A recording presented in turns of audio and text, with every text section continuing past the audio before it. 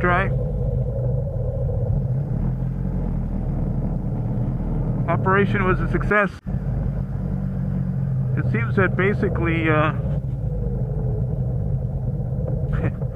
the poor little motorcycle passed a kidney stone. That's kind of what it was like.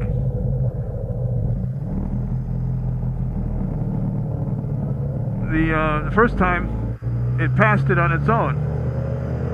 You open the bowl, fiddle with the float mechanism a little bit, float assembly, and it washes it away. But this one was way too big. It was literally like a tiny little rock, and there was no way it was going to come out. Once I saw it, I was like, oh Jesus, no wonder it didn't come out. And but I followed the directions according to, partly had to disassemble the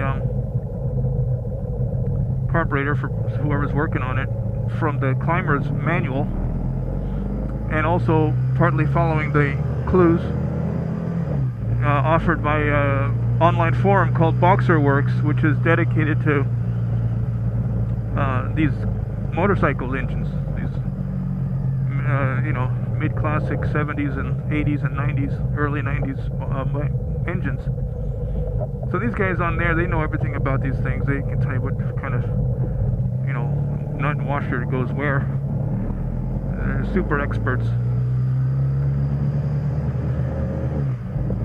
It's their hobby, passion. And I revved. And you know, within, let's say, 45 minutes to an hour and a half, I was putting it back together after seeing some responses and following the clues they offered. It's truly amazing. Engine runs fine. Totally, it's like, you know, nothing ever happened once you get that piece of shit out of there. So, couldn't be happier. Did the work myself. You know, my hands, my tools, my garage. Didn't cost me a penny, but actually I gained a lot more than just getting the engine running. Now I'm a lot more confident with getting in there.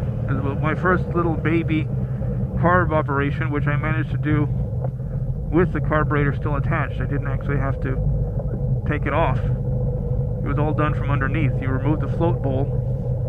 From there I removed the float assembly by gently tapping out the pin, which is like a hinge, removing the needle valve. Once I got the needle valve out, the little stone fell out with it that was clogging it, jamming it. Then I just put it back together. All the parts were fine. It was just that one thing interfering with everything for the function. So the valve really couldn't close, and what happened was it was just flooding the bowl, flooding the carburetor because it couldn't shut off. And it happened all of a sudden, by the way. That was another weird thing. The day before, and you know, the week before, it seemed fine. Yesterday, I get it, roll the bike out to go for a ride, and suddenly it doesn't work. It worked, but it was running really horrible, and there was fuel pouring out of the right carburetor. Even though it was still shut off, I just turned on the fuel, it just started pouring out. So, I don't know, it might have happened just at the very end of the ride, I guess. And usually I shut the fuel valves off, the fuel tabs off, like a block or two from home. Because there's enough fuel in the carburetor bowl to get me there. And it must have happened right around there because I didn't notice any smell of gas like on my boot. The next day it just didn't work, and then it was leaking fuel. So I didn't even bother trying to ride, you know. I just said, okay, I don't have time to work on it now, I'll just do what I was gonna do. Work on it later, but I still wasn't sure what to do. I got online looking for clues. What happens if it's leaking? You know, what do I do? And you get all kinds of people trying to sell you shit. Other people have other problems, and you know, you get their answers, which aren't really your problem. So it's not really the right answer for you, for this problem, in other words. But I got on this forum, BoxerWorks, like I said, which I'm a member of. Within an hour and a half or so, I got a couple, possible clues, and one of them, I just started following his advice, and it turned out to be correct. Put it back together, and this is my little victory dance here with the old girl after her carburetor stone operation. She's a lot happier, I'll tell you right now. I don't even know where this guy was located. Sometimes I get help and they're in Australia, sometimes they're in England, sometimes they're in the States somewhere. Doesn't matter. They all have the same hobby, same passion, and I mean, I think it's pretty awesome that, I could talk to this guy wherever he was. He got me out of the predicament. Real nice. And I couldn't, there was no way I could have fixed it in one night like this. This thing was broken yesterday, Yesterday it was a problem. And I was like, oh shit, it's gonna take me at least a few days. So, join the clubs, join the forums that are dedicated to your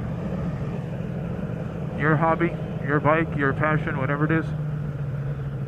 And you start to meet people from all over the place you'd never know and might not even suspect have similar interests to you when they're all over the world. You may never meet them in person, but you get a lot of good advice from these people who've been around longer and have had your problem.